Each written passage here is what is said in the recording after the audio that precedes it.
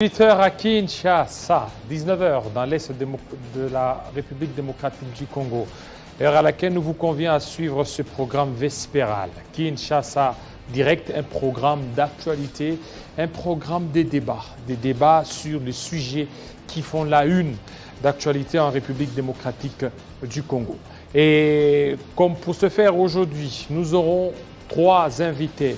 Dadi Chiswaka, Horizon 2023, avec quel discours pour les prochaines élections. Il sera notre tout premier invité et deuxième invité par rapport à ce qui se passe au sein de la présidence qui entoure le chef de l'État Félix-Antoine Tshisekedi Tshilombo. Médard Kankolongo sera des nôtres et Fabrice Mbo, il sera des nôtres pour parler cette fois-ci de comment prendre en charge la jeunesse pendant cette période, la période de Covid-19, la période de la crise.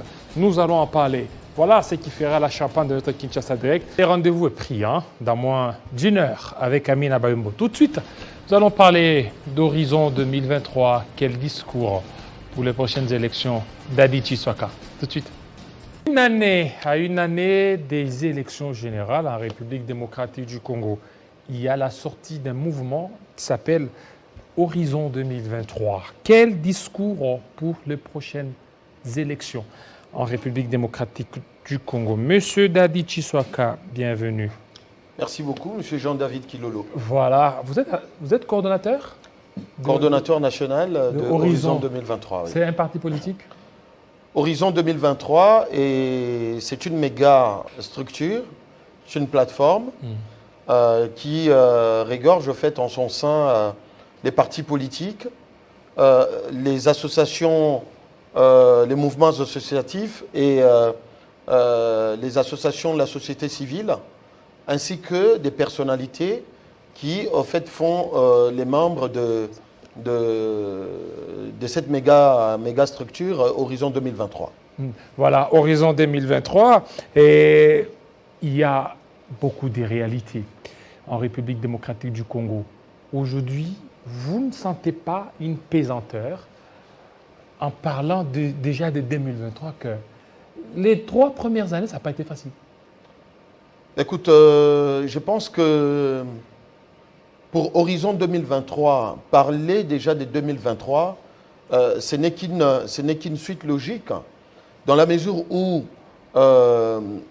Horizon 2023, nous sommes pertinemment à ces jours convaincus que le président de la République, son Excellence Félix-Antoine Tshisekedi Tshilombo, est à ces jours le président qu'il faut pour la République démocratique du Congo. Maintenant que vous évoquez le fait qu'il y a eu des difficultés autour des 3 premières années, je pense que je ne suis pas ici pour contredire son Excellence Monsieur le Président de la République qui, lors de son discours devant les congrès, a évoqué justement les difficultés liées à ces 3 premières années. Et ici, nous sommes plutôt dans la logique de la transparence, dans la logique de la redevabilité. Et les mandats du président de la République y courent encore. Les travaux, comme il l'a dit à Mboujma et un peu partout dans sa tournée dans l'espace Kasaï, que les travaux, il a commencé, mais il va s'accentuer cette année 2022. Voilà, il va par rapport à cette année, mais vous ne voyez pas, aujourd'hui, le chef de l'État l'a quand même reconnu. Il a reconnu lorsqu'il a été dans cette tournée au niveau du Kasaï, que ça n'a pas été facile, il n'a rencontré que des problèmes. Mais là, 2023, vous aurez quel discours, quel message que vous allez présenter au peuple? Écoutez, rien de plus grand n'est facile. Rien de plus grand n'est facile. Et il faut ici dire qu'en 2023, nous aurons bel et bien un discours et un bilan à présenter au peuple congolais de ce que aura été les premiers 5 ans de Félix Tshisekedi à la tête de la République démocratique du Congo. Vous savez, c'est facile, quand on n'est pas dans l'action, de pouvoir qualifier l'action de l'autre en disant qu'il n'y aura pas de discours. Moi, je vous garantis, et c'est même pour cela que Horizon 2023 s'est fixé essentiellement 2 objectifs. Lesquels? Le premier objectif, c'est de faire élire le président Tshisekedi en 2023. Oui, mais avec quel programme? J'arrive pour ce second mandat.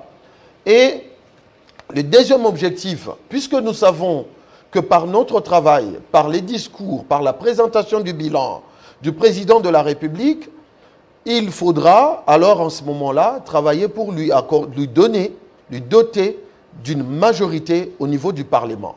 Et donc, c'est ici pour nous les lieux, en profitant de votre plateau, d'inviter les filles et fils de la République démocratique du Congo à continuer à faire confiance dans la volonté politique oui, du mais président Monsieur Félix Tshisekedi. Dadi, on vous comprend, la volonté politique. Le problème, c'est quoi?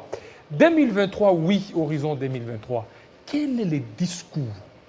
Qu'est-ce que le peuple congolais, aujourd'hui, peut retenir pour voter en faveur du président Félix Tshisekedi? Mais le peuple congolais doit retenir qu'ils ont en face un président qui, au fait, a instauré dans la gestion de la chose publique la notion de la redevabilité. L'état des droits. Nous sommes quand même dans un pays où on voit des ministres inquiétés. J'arrive.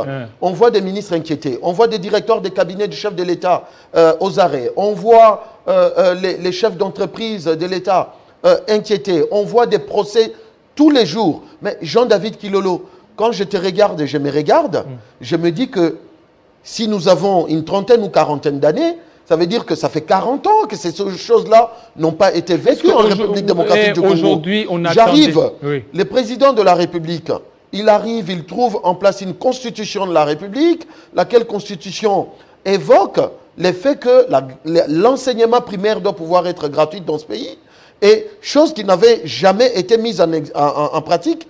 Il a fallu que le président... Ça patauge toujours. Ça ne patauge pas. Parce qu'aujourd'hui, il y a 4 millions d'enfants qui ont repris les chemins de l'école. Parce que Félix... Avec quelle qualité d'enseignement? Écoutez, Paris ne s'est pas construit en un jour. Mais ça fait déjà 3 ans, non? Paris ne s'est pas fait construire. Ça fait 3 ans. Paris ne s'est pas Quelle amélioration? Paris ne s'est pas... il y a certaines Monsieur Jean-David Kilolo, on n'a pas construit Paris en un jour. Ne demandez pas Félix Tshisekedi, par exemple, d'accomplir tout ce que, par exemple, les pouvoirs précédents n'ont pas accompli en 18 ans, que Mobutu n'avait pas accompli. Bref, qu'en 62 ans, on n'a pas pu faire. La volonté, elle est là. On a la gratuité et il y a surtout un programme extrêmement ambitieux que tous les Congolais applaudissent. Vous avez vu dans l'espace Kassai où le président de la République parle de la couverture maladie universelle.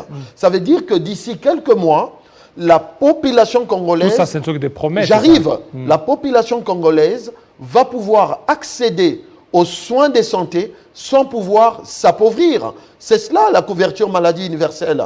Nous sommes dans un pays où les parents qui étaient occupés à payer l'école de leurs enfants au niveau primaire, aujourd'hui sont occupés à diriger cet argent vers d'autres projets. Nous sommes dans un pays où la bonne gouvernance est au centre de l'action du chef de l'État. Vous parlez de la bonne gouvernance? J'arrive. Vous parlez de la bonne gouvernance? Mais bien sûr. Ah bon? La bonne gouvernance avec tous les détournements qu'il y a. Ben, écoutez. Tous les détournements et en plus, on voit il y a des conseillers qui sont impliqués dans beaucoup de choses. Vous parlez de la bonne gouvernance? Monsieur Jean-David Kilolo, allez-y. Vous êtes un média sérieux. Effectivement. Et vous êtes un journaliste qui monte. Et ce sont des questions que... J'arrive. Allez-y. Vous êtes un journaliste qui monte. Vous n'éradiquez pas une maladie qui traîne dans votre corps pendant des années en 2 jours. Le président Félix Tshisekedi a trouvé une mentalité dans les chefs du Congolais.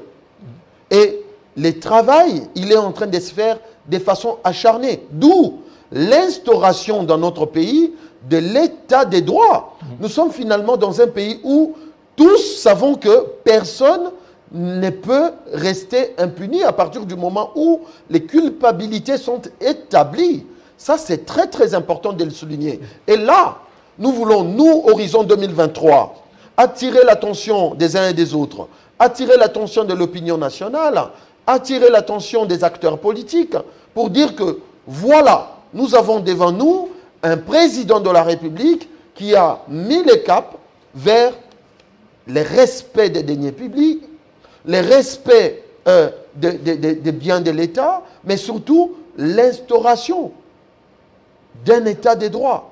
Surtout de faire en sorte que nous puissions finalement vivre dans un pays où Congolaises et Congolais devraient être fiers d'appartenir à cette nation, d'appartenir à cette république. C'est cela, Félix Tshisekedi. Est-ce que vous ne voyez pas qu'Horizon 2023, il y a des points cruciaux, très importants. C'est comme si vous ne parvenez pas à aborder. Il y a des points qui touchent au social, comme le RAM, comme cette histoire d'Impiodi et autre chose, que vous ne citez même pas, alors que ce sont des éléments très importants. Jean-David Kilolo. Parce que vous ne voyez pas qu'avec cette histoire des RAM, Horizon 2023, par rapport à son message, ça risque d'être bâclé. Monsieur Jean-David Kilolo, Horizon 2023 a un discours et présentera les travaux qu'aura fait le président de la République en 2023, et c'est ce que je suis en train de faire ici. Deuxièmement, je ne suis pas sur votre plateau pour échapper à une question. Je vous regarde droit dans les yeux, je regarde les téléspectateurs de votre média droit dans les yeux pour leur dire que les présidents, on ne peut pas parler du social à partir du moment où on n'a pas assaini l'espace économique dans un pays.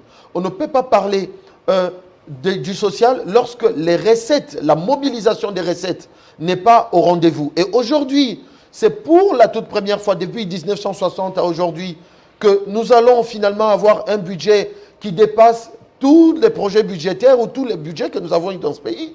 On est en train de parler d'un budget qui tourne autour de 10 milliards de dollars, plus ou moins. Et donc, voilà là les indications qui montrent que nous allons droit à la prise en compte totale du social du peuple congolais. Mais maintenant, je vais vous dire, Jean-David, lorsque on réduit, mais alors, sensiblement, les prix des billets d'avion, pourquoi vous ne voulez pas comprendre que c'est aussi ça, les sociales? La circulation de la population à travers les pays, c'est aussi les sociales. J'arrive. Lorsque on parle de la gratuité, 4 millions d'enfants qui ont repris les chemins d'école, c'est aussi ça, les sociales. L'épargne que les parents de ces 4 millions d'enfants sont occupés aujourd'hui de diriger vers d'autres projets dans le foyer, dans le ménage, c'est aussi ça, les sociales. Lorsque le président parle de la bonne gouvernance, lorsque le président donne les tons en tant que magistrat suprême sur l'appareil judiciaire dans notre pays, c'est aussi ça, les sociales, puisque tout ceci a comme finalité l'amélioration du vécu quotidien du peuple congolais. Et pour ça, le président de la République ne dort pas. Voilà, il vient de passer 2 semaines dans l'espace Kassai. Demain, ça sera l'espace Grand Bandundu, ça sera l'espace Grand Katanga, ça sera le Grand Équateur, ça sera le Congo central, ça sera l'Est du pays, dont il est déjà parti quelques fois. Et donc, vous voyez ici qu'on a... Avec des discours allant dans le sens d'appeler les gens pour voter pour lui. Mais écoutez, le président de la République n'est pas en campagne. Le président de la République n'est pas en campagne. Mais son discours là. Le président de la République n'est pas en campagne ni en pré-campagne. Mais quand il dit de voter pour moi. Jean-David Kilolo, le président de la République, il est simplement en itinérance. Mais quand il parle, est-ce que c'était opportun de parler, de dire, de voter pour moi en 2023? Alors que ce n'est pas le temps. Mais puisque le président est en face de sa population, laquelle population, à travers les acclamations... Est-ce que cette population avait besoin de ça ou bien la population avait besoin d'autre chose pendant cette période? La population avait besoin qu'elle soit rassurée qu'il y aura de l'eau, qu'il y aura de l'électricité, qu'il y aura le barrage Katende et les choses dont la population avait besoin d'entendre les chefs de l'État parler, les chefs de l'État les a évoqués. Le chef de l'État a évoqué la question liée aux routes, la question liée à l'accès aux soins de santé en évoquant le projet couverture maladie universelle. Le chef de l'État a abordé toutes les questions dont la population avait besoin et vous avez vu l'effervescence, les acclamations, la clameur de la population suite au fait que le président a rencontré leurs attentes. Et cette population accorde au président de la République toute sa confiance et est prête à accorder au président de la République son second mandat pour qu'il, si pas terminé, mais qu'il amène jusqu'à un certain niveau ce qu'il a déjà commencé. C'est pourquoi, aujourd'hui, Horizon 2023 se positionne comme la seule méga structure autour du chef de l'État. Autour du chef de l'État, parce que vous allez me poser la question, mais quid de l'Union sacrée alors? Je vous répondrai que l'Union sacrée n'est pas une plateforme politique, mais l'Union sacrée est un état d'esprit. L'Union sacrée... Et Horizon 2023, c'est une plateforme. Horizon 2023, c'est une plateforme. Horizon 2023, c'est... Qui risque de se muer un parti politique? En tout cas, nous sommes, comme je le disais d'entrée, nous sommes une méga structure, nous sommes une grande plateforme qui regorge à son sein des partis politiques, les personnalités, les mouvements associatifs, les mouvements de la société civile. Et ce sont ces membres-là, les partis politiques, et tous ensemble, qui allons porter la candidature du président de la République pour les élections. Mais vous ne voyez pas qu'avec ça, lorsque déjà vous faites allusion à la société civile, vous êtes en train de dénaturer la société civile qui devrait normalement être neutre, elle ne devait pas appartenir à une mouvance quelconque. Jean-David Kilolo, il ne faut pas être hypocrite. Parce que ici, la politique au Congo, c'est que les acteurs politiques sont habitués à l'hypocrisie politique. Et même aujourd'hui, nous décrions que dans l'Union sacrée, même autour du chef, qu'il y ait énormément d'hypocrites qui sont venus, pas pour l'intérêt du peuple, vous le reconnaissez mais les chefs de l'État l'ont reconnu. Le reconnaissez. Les chefs de l'État l'ont reconnu au Congrès. Et aujourd'hui, les chefs de l'État va pouvoir poser des actions fortes qui vont, dans les 2 ans qui restent, accentuer l'action qu'il a commencée pour l'intérêt du peuple congolais. Et donc, je reviens à votre question pour dire que la société civile, vous savez, on dit, lorsque vous ne vous occupez pas de la politique, elle s'occupe de vous.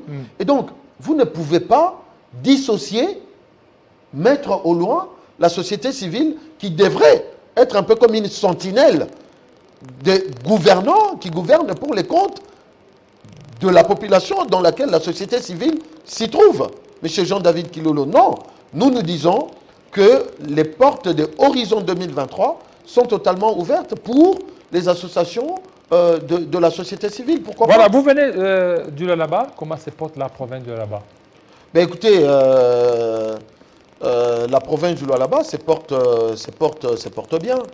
Ouais, se porte bien. Ouais. Très bien. Mais on vous sent un peu hésitant. Non, la province du Lualaba se porte bien. Il n'y a pas... Il n'y a pas grande chose à signaler. Voilà. Ouais. Merci beaucoup. Vous m'avez posé une question directe, je vous ai directement répondu. Merci beaucoup, Monsieur Dadi Chiswaka. Le plaisir est pour moi de partager ce plateau, surtout la toute première fois pour cette année 2022. Ça a été un plaisir de partager également cette opportunité que vous nous avez offert, Horizon 2023. Si c'est la fin, je voudrais profiter de ce micro pour inviter tous ceux qui partagent la vision du président de la République à rejoindre Horizon 2023, qui jusqu'à preuve du contraire est... Qu'est-ce que vous les rassurez? Vous les rassurez quoi? Nous les rassurons que le président de la République reste ferme et droit dans sa vision de rencontrer l'ensemble des besoins de la population congolaise. Et si vous disent... On a donné au président 3 ans, rien n'est fait. Alors, ils vont espérer en quoi? Ils ne peuvent pas dire ça, parce que ici... Mais ils peuvent le dire. Parce que ici, vous venez de comprendre avec moi, même si vous faites fi de ne pas reconnaître tout ce qui a été fait. Vous avez par exemple au niveau de la réserve nationale, nous sommes autour de ce qui n'a jamais été réalisé dans ce pays. Je viens de vous dire que les budgets de l'État aujourd'hui, on est autour de 10 milliards plutôt. On est autour de 10 milliards. Je viens de vous parler des 4 millions d'enfants qui ont repris les chemins de l'école à travers la mise en œuvre d'une disposition constitutionnelle que le président Tshisekedi a trouvée et par sa volonté politique, il l'a réalisée. Je viens de vous parler ici de l'instauration de l'état des droits. Je viens de vous parler ici d'un certain nombre de choses que le président de la République a réalisées. Mais maintenant, je vous disais également que Paris ne s'est pas construit en un jour. La République démocratique du Congo, depuis l'indépendance à aujourd'hui, ça fait une 60aine d'années, 64 ou 65 ans si je ne me trompe pas. Et donc, on ne va pas demander au président de la République, au-delà de la volonté qu'il a d'imprimer une nouvelle Et je voudrais aussi souligner que sur le plan diplomatique, par exemple, aujourd'hui, nous pouvons être fiers d'être appelés Congolais partout à travers le monde par l'action diplomatique du chef de l'État. Tout ça, ce sont des réalisations en 3 ans. Et donc, la République démocratique du Congo qui revient au concert des nations avec la tête de l'Union africaine qui est en train de mener, de mettre les chefs de l'État, tout ça, ce sont des actions. Notre diplomatie a été mise par terre pendant plus de 30 ans.